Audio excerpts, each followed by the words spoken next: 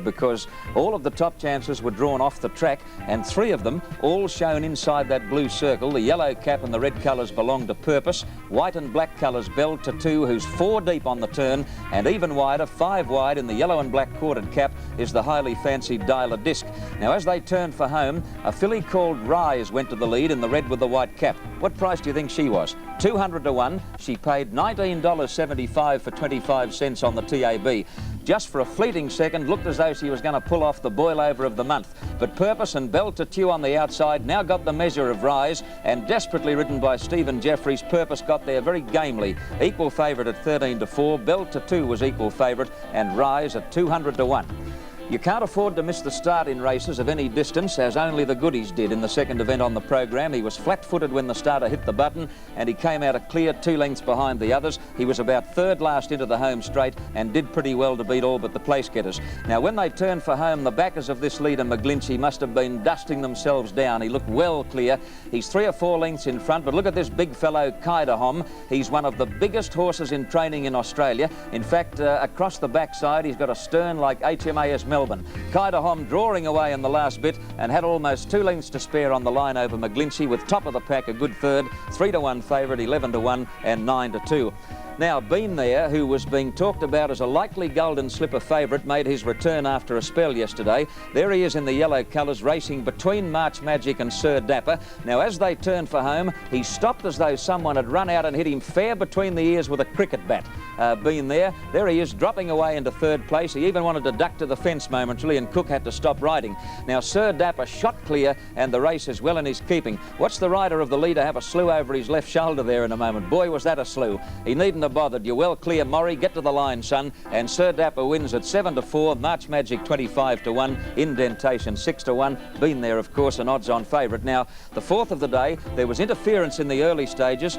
You saw My High Point as we freeze them there. The horse under the blue arrow, My High Point. Look at his jockey standing bolt upright in the irons. Won't Linger caused that interference, and his jockey Hardwick copped a suspension. Into the straight, and Tasser was well clear. In 2nd place, Prince Lorenz. The horse on the rails is the favourite, Prince Tone. The grey horses Won't Linger, but watch the right-hand side of your screen. Here comes Cookie. Mogarika, getting clear of a pocket, is storming down the outside. It's a typical P. Cook ride, cool, calm and collected, and Mogarika got up to score at 13 to 2, Tasser 16, and Won't Linger 3rd, 7 to 1. The favourite, Prince Tone, believe it or not, at 5 to 1. Emancipation, let's see what happened to her as we freeze them, and there she is inside the blue circle. The favourite ran the worst race of her life so far. She lugged very, very badly, and Ron Quinton was absolutely mystified by her dismal performance.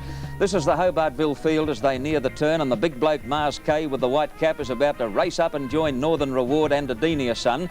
Running 4th in a green cap is Secret Romance, on the rails behind those Lucky Century. Now, the horse in the conspicuous red and white colours with the black cap is a banana lander called Strawberry Road, who'd won 4 straight in Brisbane before coming to Sydney.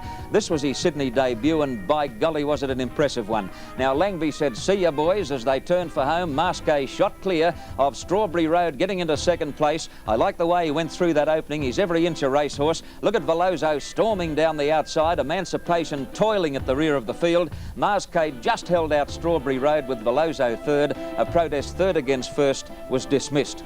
A bonny mare called Shirako overcame the hoodoo of the club's colours all pink in winning the Expressway Stakes, and I think she won the race by virtue of the fact that Johnny Marshall raced on the inside most of the way. Watch now in the all pink as he eases away from the fence, and he gets a beautiful run between horses. No jockey in Australia is riding better than Marshall at the moment, and he times his finishing run to a nicety. There he is now, getting the split that carries him into the clear. Turning for home, and Red Current and Gaelic Yacht are joined by Tsar Royal, but the bonny mare Shirako is being wound up. Marshall doesn't pull the whip. He's extremely confident. He feels he's got the leader covered, and he sits down to ride only hands and heels. Look at the horse in the dark blue getting up on the fence. That's old Vivacity, a very good run. However, Shirako scored at 10 to 1, Tsar Royal 2nd at 10 to 1, Red Current at 9 to 2, and Grey Receiver out of a place favourite at even money. I thought the best run in the 7th race on the program was by the 3rd place getter, Miss Alaska. The horse running off the track, incidentally, is Derive, who did a pretty good job, all things considered. Now, Now, Miss Alaska is the horse on the inside with the black sleeve, sharing the lead with Bright Owl. She had 57 kilos. She hadn't raced for 1 year, and boy, that's a super effort first up.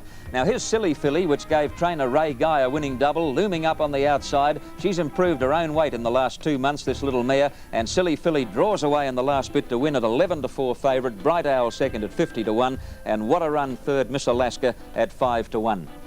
Well, Ronnie Quinton had drawn an absolute blank by the time they got to the final event, and he rubbed a little salt into the wounds of punters because he scored on a 14-1 pop called Baldoon, which is back about 7th with a big wide blaze and a red cap as the field turns into the straight. Now, watch the way he adroitly eases across the heels of that leading pack. He doesn't miss a beat. He's got the horse beautifully balanced, and this is a classic illustration of why he's one of the greatest riders in Australia today.